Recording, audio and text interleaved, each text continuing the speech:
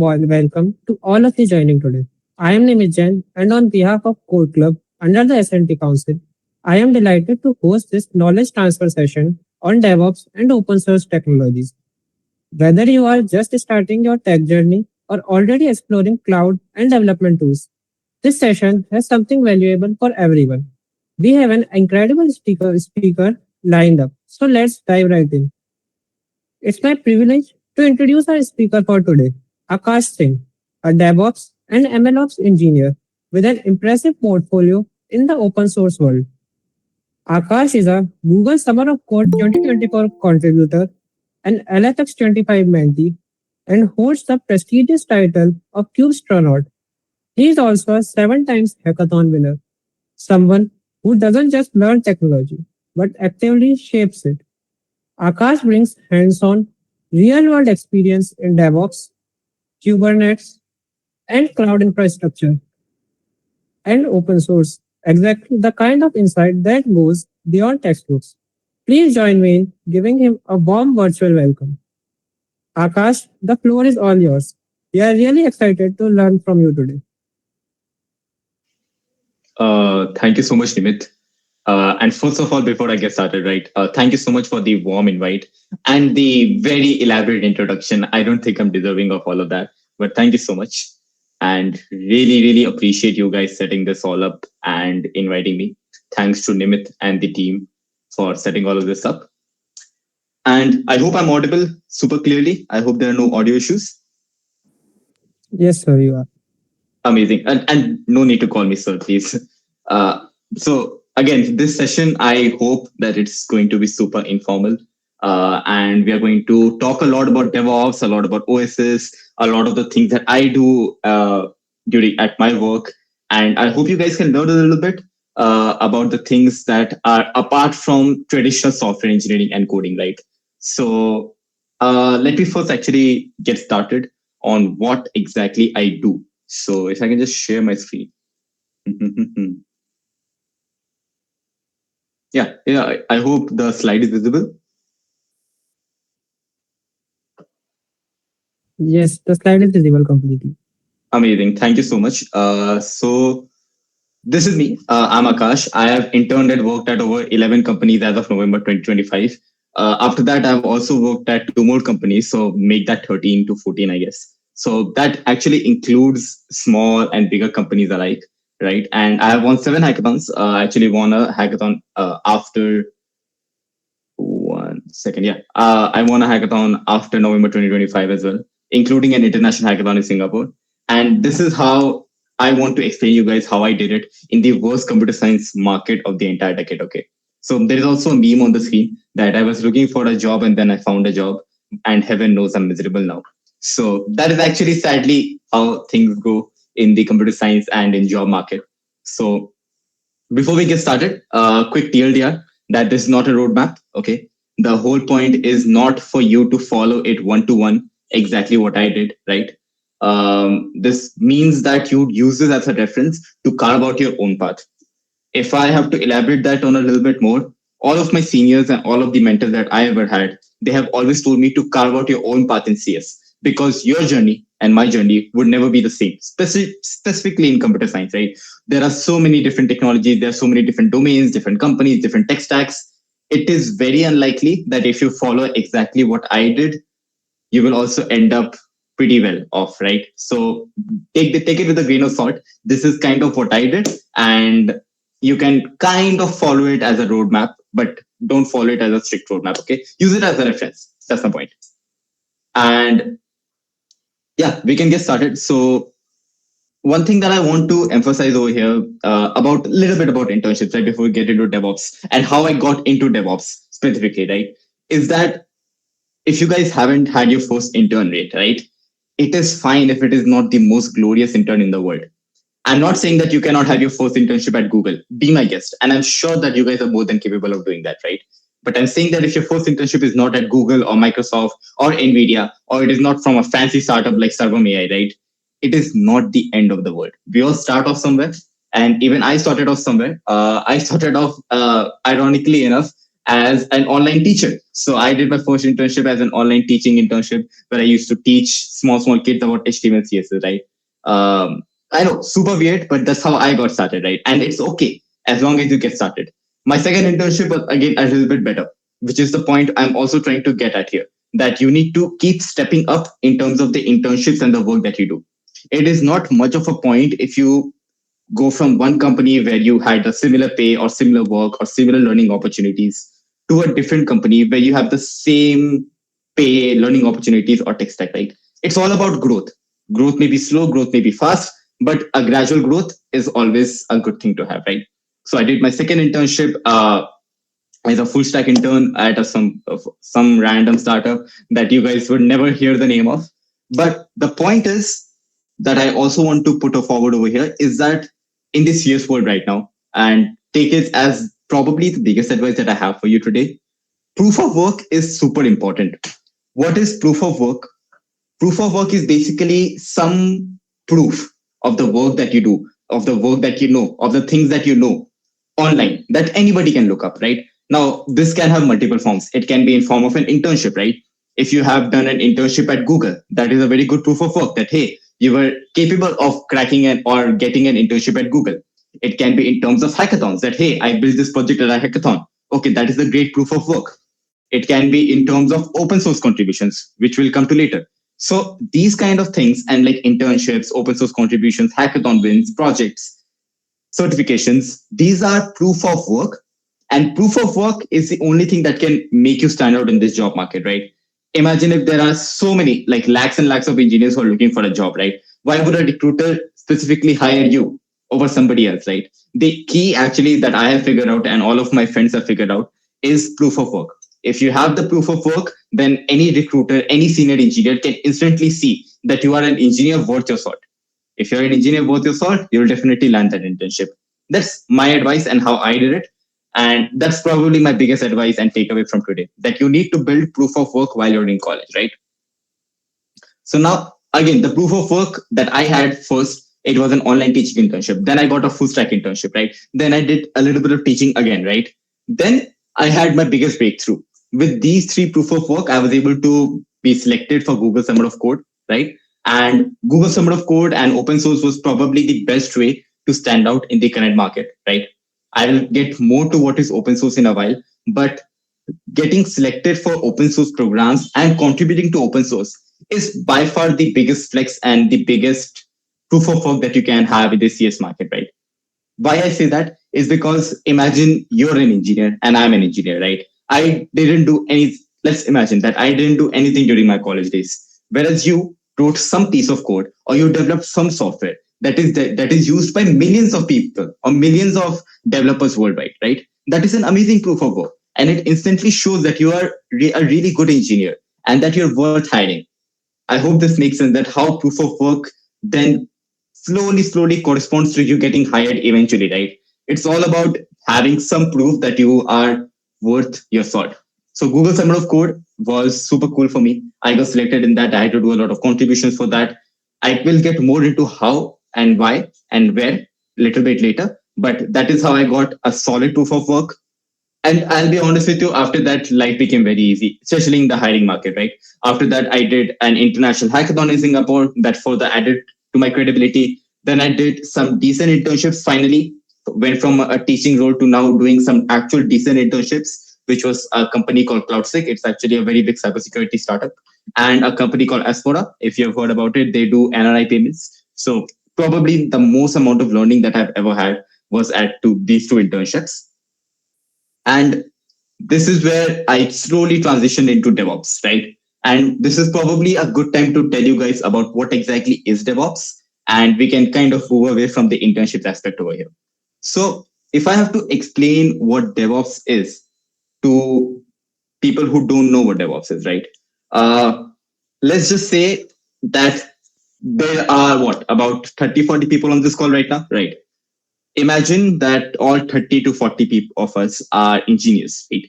And all of us are writing code at the same time, right? And we're writing a lot of code, right? We're writing code, we're deploying it to production, right? Who takes care or who owns the responsibility that whatever code all 40 people right over here doesn't blow everything up. For example, imagine that there are 40 engineers at Zomato, right? Some days on one Friday evening, some engineer wrote some bad code, didn't test it properly, and he pushed it to production. Right? When I say production, I mean deploy to the end user. Right? He deploys it to the end user, and suddenly food orders and payments start failing all across India. Right? Because some engineer did some kind of problematic stuff, right? So how do we resolve that? The answer is a DevOps engineer, and in specific, DevOps means that developer operations. It means that a developer who is responsible for all of the operations of the developers, if that makes sense. So the DevOps engineer is responsible for handling the cloud infrastructure, for handling the pipeline, for handling the release pipeline, for handling the production traffic. He's the sole responsible person, not sole, I mean like the entire team of DevOps is responsible for making sure that everything is running smoothly and all developers are able to do their job. Okay. So in the scenario that I mentioned about Zomato, right? What would happen if some developer did some problematic stuff? Immediately, the first call that would go is with the lead DevOps engineer at Zomato. He would be called and be like, hey, bro, something is wrong. Please check, right? And the DevOps engineer would hop on a meet. He would check all of the deployments. He would check all of the VMs, the cloud infrastructure. It might be Kubernetes. It might be Docker. It might be any software, right? It is the responsibility of the DevOps engineer to find out that what broke, who broke, and why it broke, right? And hopefully also, and depending on whether it is a resolvable issue by DevOps or by the developer, resolve the issue as well, right?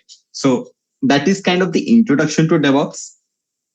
But a real good question that I'm sure that you guys might be having right now, right, is how to get into DevOps. Because traditionally, DevOps is not something that we learn in our engineering college, right? It is probably not part of your curriculum. And in our curriculum, we are taught about software engineering practices, we're taught about writing code, right? But then how do we have DevOps engineers in the first place, right?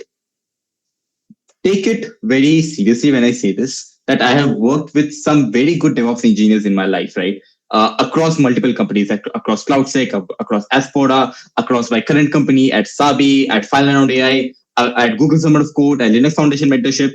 I have worked with a very, very good team of DevOps engineers. And there is one thing that is really common between them. And that is where I think you guys should start. All DevOps engineers, regardless of their seniority, whether they're a junior or they're a senior or they're an intern, they are amazing backend engineers. Why? Because the primary part of a DevOps engineer is dealing with developers and backend stuff on a daily basis, right? You cannot debug a deployment or you cannot figure out what is wrong without probably knowing what is happening on the backend side, right? Otherwise, you would just be going into a black box, right? So it is very important when I say this, that before you touch DevOps or deployments or anything related to production traffic, right? It is very important that we all understand that it is very important to be a good backend engineer. If you're not a good backend engineer, you would very likely be a terrible DevOps engineer as well, right? So I told you what DevOps is, how to get into DevOps, which is through learning backend engineering first, right? But what exactly on a very fine grained basis does a DevOps engineer do, right? I'll get that in a moment.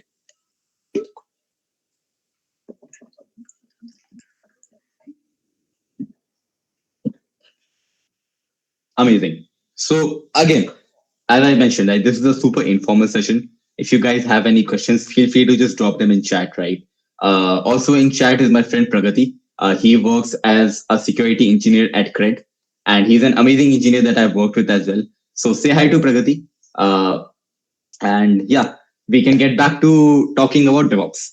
So I told you what are the things that we need to know before getting into DevOps, but what does a DevOps engineer actually do on a fine grained basis, right?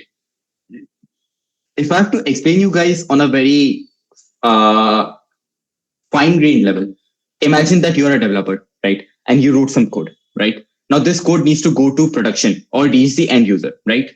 After you wrote the code and you made the commit on GitHub, it hands over to the DevOps team. Now it is the DevOps team responsibility to make the necessary pipelines. What are pipelines? Pipelines are basically, specifically, I'm talking about deployment pipelines. Deployment pipelines are automated processes which trigger based on certain actions. It might be when you push to GitHub. It might be when you run a webhook. It might be when you click a button, whatever it is, right? When you require to deploy to production, or when you require to test your code or deploy to dev branch or any branch, right? You run these pipelines, or they run automatically in most cases. When these pipelines run, automatically a step of processes run which help the code deploy to production. This might include testing the code first, making sure that there are no errors in the code, then building the actual code, then deploying it to the end user, which might be on any service, right? Now, when I say any service, that is where DevOps becomes super duper diverse, right? Because as DevOps engineers, we sometimes have to take care of infrastructure which is anywhere in the world, right? The cloud provider like AWS, Google Cloud Provider, they might be serving our user traffic where our applications are hosted, right? So we might need to deploy to that cloud provider. It might be on a server somewhere in Bangalore, who knows, right? It might be on a specific software architecture, like it might be running on Docker, or it might be running on Kubernetes, or it might be running as a host VM process, right? It is up to the DevOps engineer to weigh out what are the trade-offs of all of these processes, which cloud it is to deploy to, where it is to deploy to, using which platform do we deploy to, all of these things, right? That is the job of a DevOps engineer. And if anything breaks in this process of deployment, right, that is the responsibility of the DevOps engineer to make sure that nothing breaks over here. Now it goes one step further. There is a branch of DevOps which is kind of like a sibling thing to DevOps, which is called Site Reliability Engineer. DevOps engineers and reliability engineers are kind of like interchangeable terms depending on which company that you're in. But the key responsibility of a site reliability engineer is to make sure that the website is up. So imagine that I work for Aspora, right? Then it would be my job to make sure that Aspora.com is working fine. If I work for NASDAQ, it would be my job to make sure that NASDAQ is working during the trading hours, right? And it does not go down. That is a site reliability engineer's job, which is interchangeable with DevOps, which is interchangeable with SREs, kind of the same thing, mixed responsibilities. But the key term or the correct term would be a site reliability engineer. So obviously the manual way of doing it to just open up the website every 5 minutes and check, oh, is it working? Is it working? But of course, that is inefficient, right? As engineers, we need to automate that process as well.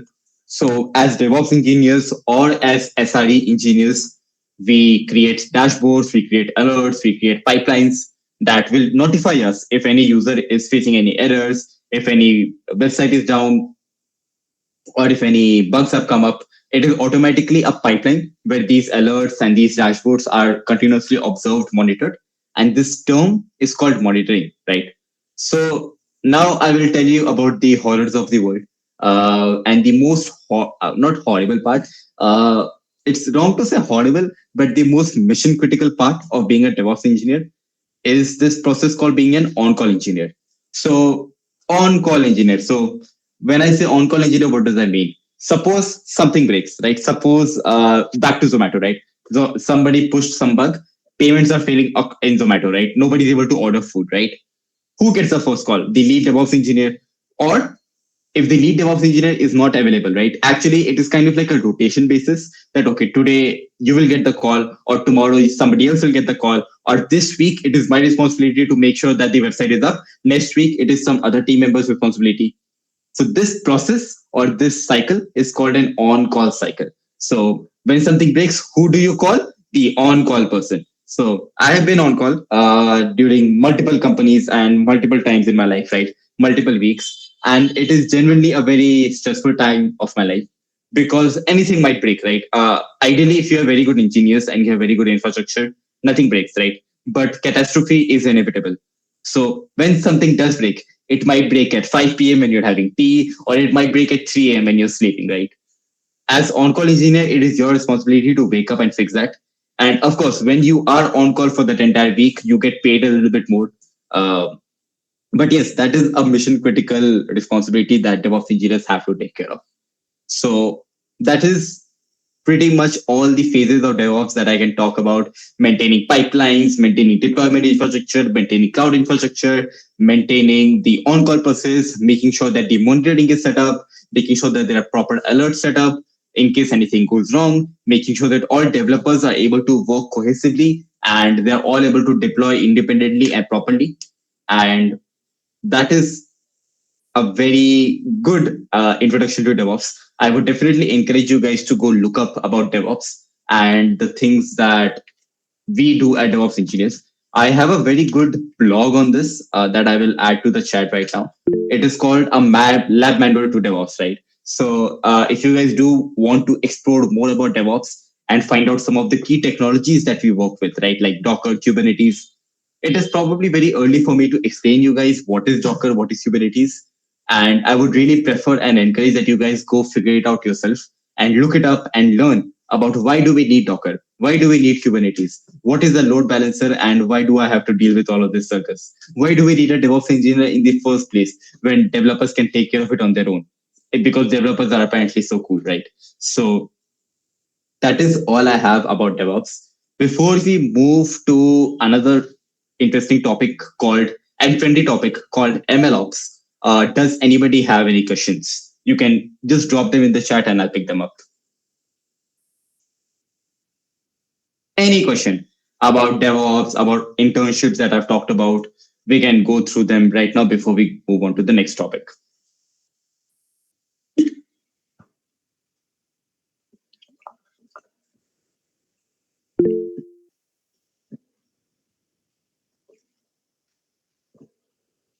My friend Pragati is asking how much package in DevOps. Hmm. Well, I will not reveal my personal package over here. But in general, I do agree that DevOps is actually on a higher paying end than most developers because the reason for it is because it's a mission critical role, right? You need to be properly knowing what you're doing when you work as a DevOps engineer. There is no room for error because anything that you do wrong will directly impact your customers, right? And impacting customers mean loss of money. So mission critical role, which is why DevOps engineers are generally paid are they are generally paid a grade higher than normal developers.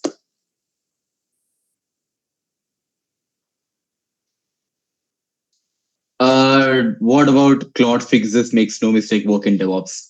I'll be honest with you, with the rise of AI, right? A lot of developers are automating their coding processes on the software engineering side or on the coding side. Personally speaking, in the last 2 years that I've been working in DevOps, I have not seen much of an impact of AI yet.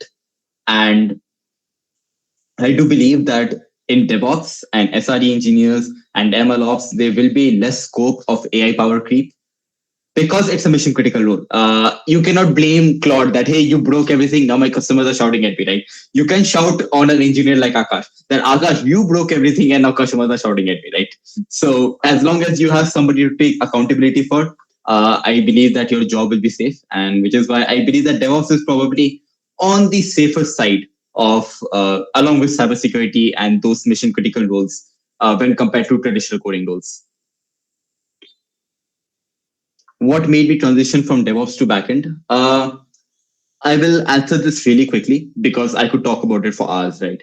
I believe that when I was working at CloudSec, right, I learned so much about backend engineering and I learned so much about coding practices that I felt like I should try out DevOps as well. It was super cool to me. It was super new. And by that time, I also had Google Summer of Code done, right? So I had an itch that, hey, I should try out this domain as well. What if this is for me, right? And luckily enough, I got the internship at Asphoda. And over there, I learned more about DevOps and deployment processes and about auto scaling and about serving user traffic, right? And I personally found that super fun over traditional coding. You might be different, right? You might be more inclined towards front end. You might be more inclined towards being a backend engineer. I had fun in DevOps, which is why I do DevOps, right? And that's pretty much it. So that was my reason for transitioning. I wanted to try out DevOps as well before switching to a specific career path. And when I transitioned from back into DevOps, I had so much fun that I didn't want to go back. What is the current industry standard and tech stack on DevOps? What's the AI impact on DevOps? So I think I was able to answer the AI impact on DevOps that pretty much on the lower side on DevOps and MLOps and cybersecurity tools. In terms of tech stack, I can talk about my tech stack. I work with a lot of this tool called Kubernetes, if you've heard about it. So Kubernetes is basically a deployment orchestrator. And there is also Docker, Kubernetes, and there is cloud infrastructure. I work with a lot with AWS, a lot work with Azure, GCP. There is also this weird thing called Alibaba Cloud, if you've heard about it. And yeah, these kind of technologies that we work with, mostly Docker, Kubernetes, VMs, Ansible, a lot of Terraform. Terraform is basically the coding language for DevOps engineers. So if you guys write code in Python, you guys write code in Golang, right? I write it in Terraform, and using Terraform, I am able to automate a lot of the cloud processes and deployment processes. So your Python is my Terraform, and a lot of Golang as well. So if you are transitioning into DevOps, I recommend that you learn Golang, not because we write Golang as DevOps engineers, but because a lot of DevOps tooling, like the tools that we use, like Kubernetes, Docker, they are written in Golang. So it would be a nice touch to be involved in the ecosystem. And Golang is also a super cool language. Another question we have: why do we choose DevOps over ML? You should not. You do not choose one technology or one tech stack or one domain over another. I believe that it's a matter of finding your own interest. If you are genuinely interested in ML, be my guest, and I would encourage you that you pursue ML. It's a very good field and it's very trending and very high paying. And there is a branch of ML, like if you like ML and if you like DevOps, you can combine both of them and we can transition into DevOps, into MLOps, which is also a great time to start talking about MLOps. So imagine that, as I said, right, as a DevOps engineer, it is my job to make sure that the application or the software or the backend service, it is responding and it is serving traffic to end users, correct? Aligned. That is DevOps.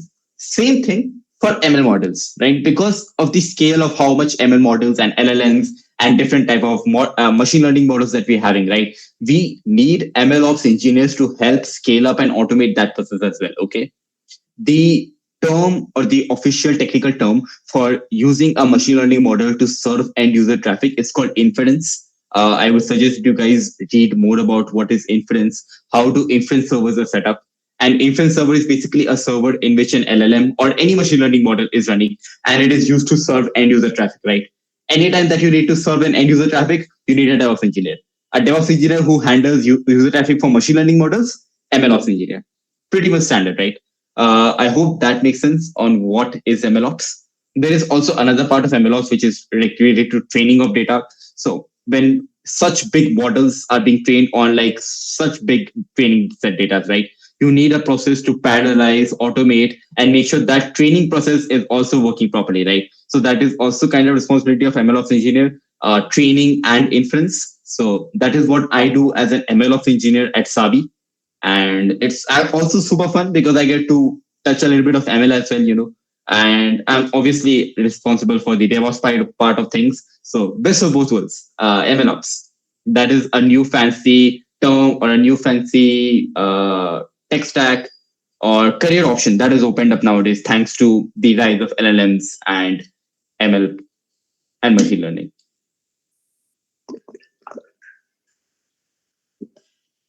Amazing. So I think we have talked too much about ML, DevOps, and all of the things that I do. So now we need to start talking about open source, right? Because without open source contributions, I wouldn't be who I am today, and I wouldn't be the amazing engineer that I am today. As a backend engineer or as any kind of software engineer, right? If you do open source contributions, there is immediately a level of aura attached to you, right? And what exactly is open source that I've been mentioning so many times today, right? So diving into that, imagine that you have a software called VLC Media Player. I hope most of you guys have used VLC Media Player, or you guys run a version of Android if you guys are Android users, or you might have used other open source softwares, right? The key part about open source software is that it is free. What I mean by that is that VLC Media Player or Android, these things are free, right? And the source code specifically is available online for anybody to touch, right? There are licenses involved where you can, maybe not distribute it for profit or etc. Right? That's a different tangent altogether. The point is that the source code is available online for anybody to touch and play around with, right? Same for VLC Media Player, same for Android, right? You can go online right now and find the source code of Android and run Android on your local system right now. Or you can go to the VLC Media Player code base right now and change the color scheme or add a feature where where it plays some different file format, right? You can do anything in the world when the source code is available as software engineers, right? But the point is, if the software is free, right, then who pays for it, right? There are obviously like contributions and donations and some organizations that maintain this software. But for 90% of open source software that we have today, right, it is maintained by free volunteer developers, right? Developers who just love software, who just love VLC Media Player, who love Android, and who love many other millions and millions of open source software, who just maintain that software for the love of the game. Why do you need to maintain software? Suppose tomorrow there is a bug in VLC Media Player, right? Who fixes it? There is nobody who is earning money from VLC Media Player. So how do you hire engineers to maintain VLC Media Player? I'm using VLC Media Player as just a very good example, right? But it can be applied to any open source software. Who maintains it? Who fixes all of the bugs? Who adds new features? For 90% of them, it is free open source developers and contributors who just want to contribute on GitHub to software for the love of the game, right? Now, why I encourage you to do open source contributions is because it is the closest thing that you will have, not just closest, it is actually on par with production software quality, right? A lot of students that I talk with, they ask me that, Bhaiya, how do I know what production software looks like? I do not know what good software, good code looks like. I know how to write code, but it is super shit code, right? I do not know how to write good code. So how do I know, or how do I learn, or how do I see good quality code that is running in production? The answer is open source software. And you can work on open source software for free. There's nobody stopping you from contributing. You can go ahead and add your favorite feature to VLC Media Player. You can see the code base of VLC Media Player, which is millions and millions of lines of code. When you and I build a side project, right? Suppose I build an e-commerce website, or you build a project for a hackathon, right? It is thousands of lines of code, maybe 1 lakh line of code, right? If it is super complex, right? But open source projects have millions of lines of code, and they have tests, they have pipelines, they have the entire thing set up on a very good quality and production grade, which is the best way for all of you guys to learn on how to contribute to all of these things, on how to contribute to open source, right? So that is about why open source software and why you should contribute is because you can learn what working on production software is like, from raising a pull request to actually understanding the bug that you want to fix, to actually going through the code and figuring out how to run it, or how to develop on it, how to fix the bug, then raising a pull request. Then your maintainer says that your code is super bad, go fix it. And then you actually learn that, okay, why my code was bad and how do I write better code, right? And that is the process that all of us become very good backend engineers. So it again ties back to the thing that I said, that in order to be a DevOps engineer, you need to be a very good backend engineer. And in order to be a very good backend engineer, open source is the place to go. I will get to the questions in the chat in a little bit. I just want to first talk about two initiatives by Google and the Linux Foundation. So again, as I mentioned, open source developers, they do it for free. They do it for the love of the game, and they do it for learning, or because they love the software so much, right? Sadly, love is not enough in the world that we're living in, and people do seek for some sort of monetary compensation for the software that they write, right? So there are two initiatives. There are many more as well, but primarily two initiatives that I was part of, which are hosted by Google and the Linux Foundation, called the Google Summer of Code and the Linux Foundation Mentorship, wherein you propose to Google and you propose to the Linux Foundation the specific project or the specific changes that you want to make to a specific open source software that they have listed out. And if your proposal and if your contributions do get selected, they do pay you for it. And they actually pay a lot. It is about $3,000, which is almost 3 lakhs in today's economy for 3 months of work, right? About 1 lakh a month. So that is actually very, very good stipend to start off with as a college student, in my opinion. And again, it's a very critical and very difficult process to get selected in Google Summer of Code and in the Linux Foundation mentorship. And it is also a very tricky process. It takes over 6 months, it takes a lot of contributions, it takes a lot of learning. But the point at the end of the day is also not that you get selected. Okay, I know I'm being that guy who is like, oh, do it for the love of the game. But I'm genuinely encouraging you guys to do it for the love of the game. If you do get selected in Google Summer of Code and Linux Foundation mentorships, you have my utmost respect, right? because these are very difficult programs to get selected for, and they are the biggest proof of work in the open source work. Especially when I'm interviewing people at Final Round AI, whenever I see somebody who was a part of the Google Summer of Code program or who was part of the Linux Foundation mentorship program, I immediately know that this guy is solid because it's not an easy program to get into. I know that the guy knows his engineering, right? He's an engineer worth his salt. But even if you don't get selected in and you learn about software and you learn about backend engineering and you learn about the code base and writing better code from that code base, right? It is a win-win situation, right? There is no loss over here. If you get selected, yay, you're a child online for the rest of your life. If you don't get selected, you learned so much about engineering and about backend systems that you can probably do amazing at your next internship, right? So that is what I want to talk about Google Summer of Code and LFX. These are open source programs which are run by Google and the Linux Foundation, and they do it genuinely out of their heart. They're just paying people to build open source software just because they want to, right? They might shut it down tomorrow, and there is nothing we can do anything about it. But I genuinely encourage that you and I continue to develop and maintain open source software because somebody has to, right? It's kind of like a Batman thing where somebody has to keep the city safe, and you also get the benefit of learning so much and working with amazing engineers when contributing to open source, right? Before we get to the final questions and start closing off this session, right, there is one thing that I want to really mention and really emphasize on. And I genuinely request you guys to not do this, right? Do not spam in open source, right? It is genuinely very big problem, especially with Indians and Indian students, right? It is a known pattern in the open source community that Indian contributors are doing it only for Google Summer of Code and only for the money of Linux Foundation mentorship, right? And it's a very bad impression that we are putting out to the entire world that we are greedy people, right? And that we do not care about open source software. Yes, the eventual goal might be that you want to get selected for the mentorship, right?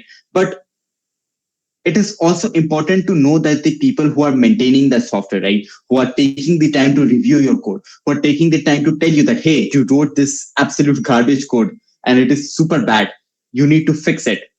They also have a life, right? And they're doing it purely for the love of the game. And you and I exploiting that is a very bad thing to do morally and economically. There are many open source projects, as somebody asked in the chat right now. The market is very bad in open source because the maintainers of these open source projects, right, they're genuinely fed up with Indians. And I'm specifically saying Indians because it is genuinely Indians. They're fed up with Indian contributors just coming to the code base, not reading what they're supposed to read. It is the basic etiquette to read the documentation of the project when you're about to contribute, right? Taking the time to see the code, taking the time to understand the issue, right? What a lot of contributors do, and I generally tell you guys to not do this, is they take the code base, they take the issue, they put it to ChatGPT, they put it to Claude, and they're like, fix this issue, right? Do you genuinely think that the maintainer personally cannot do that? Do you think that he has shortage of AI credits? No, right? He can also give it to AI and solve all the bugs in the software, right? But he's not doing that. He's keeping the contribution open for people who genuinely want to contribute, who people who want to learn. And that is supposed to be you, not your chat GPT or not your cloud, right? So please understand and have emphasis when I say this. Do not use AI unless it is explicitly warranted in open source contributions. Do not open spam pull requests. Do not annoy the maintainers. Do not annoy anybody when you're doing open source contributions. Be a nice human being, have some moral etiquettes, and do not ruin the name of Indians in the open source community. It is generally not that hard to sit down with your laptop and open up the documentation that they're given. Every single project have a very good guide that they have written on how to contribute to that project, right? Please read through that. They have probably covered every single question that you already have. Before you ask a question, just check that if it has been already be answered in any of the guides or any of the channels, right? It is very likely that it has been, okay? And that you will be asking the same question and again, right? Read through the documentation, read through the guide that they have posted because they are written for starting contributors like you and I, right? When I did my contributions at Keploy, I also read through all documentations, followed all steps, and then after reading all of them, when I asked for help, they were happy to help. Imagine being an ungrateful person who do doesn't do the bare minimum of reading the documentation that they have provided for your help. and coming and asking some stupid question that how do I run this code base? Where is the code? How do I open pull requests? Right? It is the bare minimum to do your own research, see the guides, and then ask for help. And then they will be the nicest people that you have seen on earth. They'll be very, very happy to help you out if you have done your due diligence, and they'll be very happy with your contribution as well.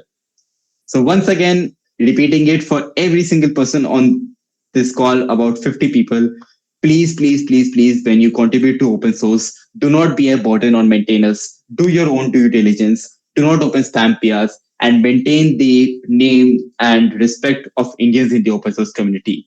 It is currently on a very downhill incline, and I genuinely encourage you guys to not contribute to the negative side, but be an excellent contributor, be a nice contributor, and be an amazing engineer by learning through open source the right way. I hope that is clear. And I took about 5 minutes just explaining what not to do in open source. So I genuinely hope that the people on this call would never ever do open source the wrong way. So all the best to you guys. And the floor is open for all sorts of questions for the last 15 minutes.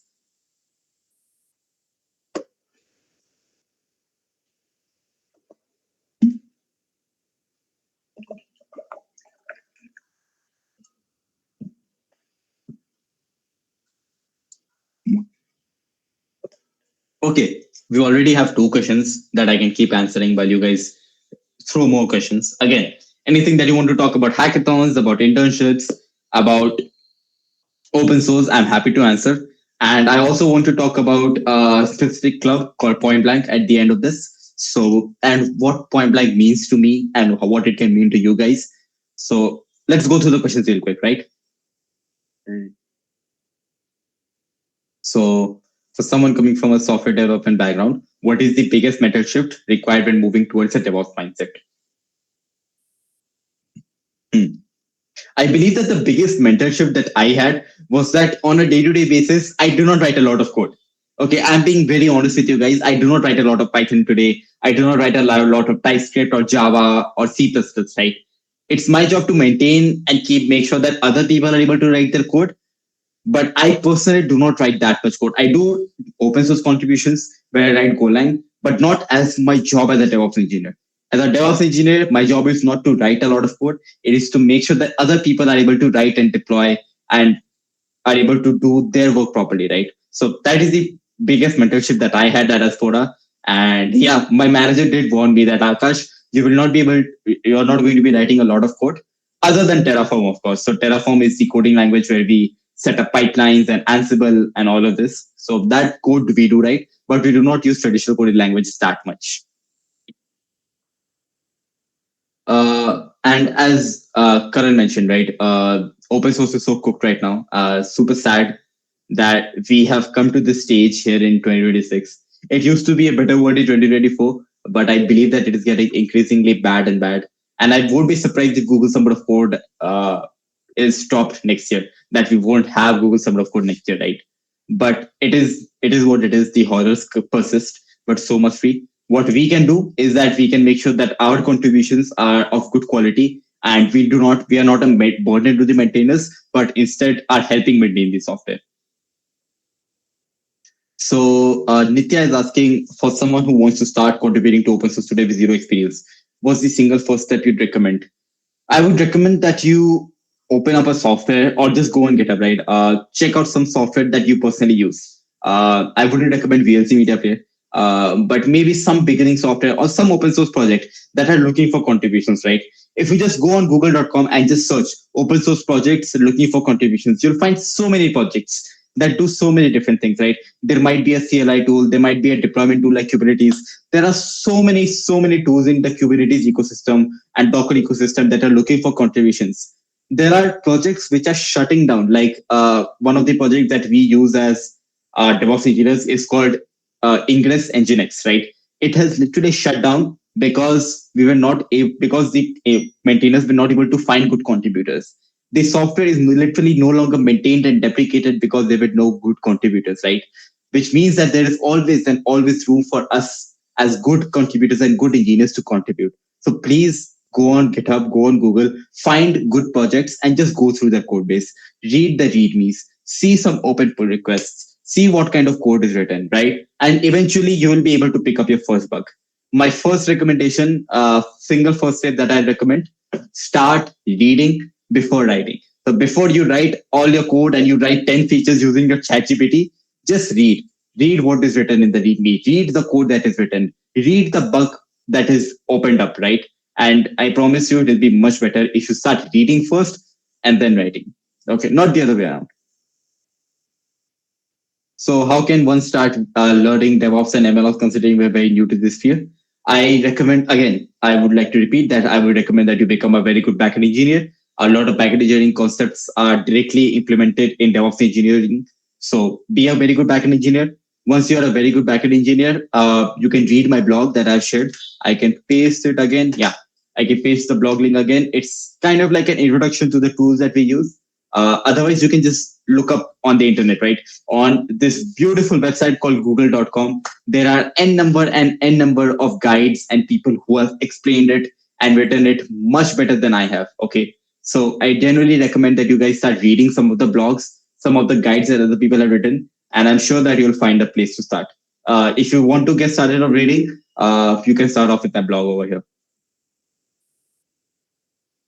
How is AI changing open source world? It is making it so bad. I hate it.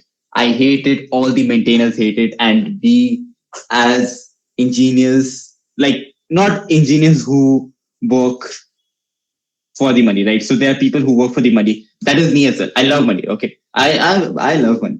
So when I'm working for money at my company, right, I will use AI. I will use it to speed up my workflow, right? But when I'm a passionate engineer who's maintaining my own open source project, for example, at Point Blank, also we have open source projects which are looking for contributions, which I'll come to in a moment, right? Um, we kind of keep it like our baby. So it's kind of like a baby, right? And if you go poking our baby with AI, we'll be very mad at you. And I think that every single maintainer in the world is also understanding my frustration, and they can probably relate to me that do not do anything that the maintainers don't want you to do. So it is changing it for the worse. Good starting point for open source contributions. Let me share this. La la la la. GitHub.com/point blank club. Yeah. To have a good starting point at open source contributions, you can check out the GitHub that I shared in the chat right now. So I am part of this club called Point Blank. I have been leading this club for the past 3 years. It is kind of similar to the club that you guys have in your college. It is kind of our version of this club. And we absolutely love our code bases. We love our open source projects. We do host hackathons once a year. We do a CTF once a year. But mostly we are involved in open source. So we are a very open source heavy club that way. We participate in Google Summer of Code. We had 13 people selected in Google Summer of Code this year from our club, and around 8 people in Linux Foundation mentorship till June. So, and across our 7 years, we have about 40 people in who have been selected in Google Summer of Code. So, yeah, I do believe that we know open source enough that we can help onboard you guys. So Point Blank and our club is looking for open source contributions. We have a couple of projects on Point Blank Club which are related to compilers, which are related to security, and we will probably be a little bit kinder than other people, but don't expect us to be too kind if you're using AI on our code base. It is our baby, so please don't use AI on it. But if you want to genuinely contribute to the code base and be a part of the community and learn through open source contributions, you can come to github.com/pointblank club and we'll be happy to help you out over there. Okay, I think we do not have much time limit. Let's quickly wrap up the remaining questions, right? Amazing. What are the steps to try understanding the code base of our organization? Start off with the README. So all of the projects on Point Blank GitHub is also have a README. They have a very good contributing guide that you can read. So, and then once you read the contributing guide, they'll point you to the parts of code that you want to learn.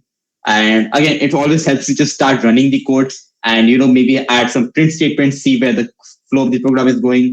So that could help. As you mentioned, Ingress, can you explain that a little bit? I'll be honest with you, it is probably the wrong meeting to explain Ingress, but it is what I wanted to say. What I meant by that project was that it was a project that we as DevOps engineers relied heavily on. every single Kubernetes cluster that you have that you see in the world, right? It used to run Nginx Ingress, right? And it is basically kind of the entry point to. It is basically the entry point to every application, right?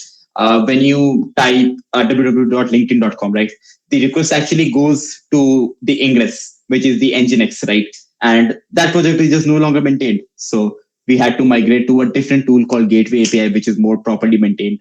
And that is what I'm saying. AI and bad contributors have caused so much problems in the open source community that good software is no longer being maintained.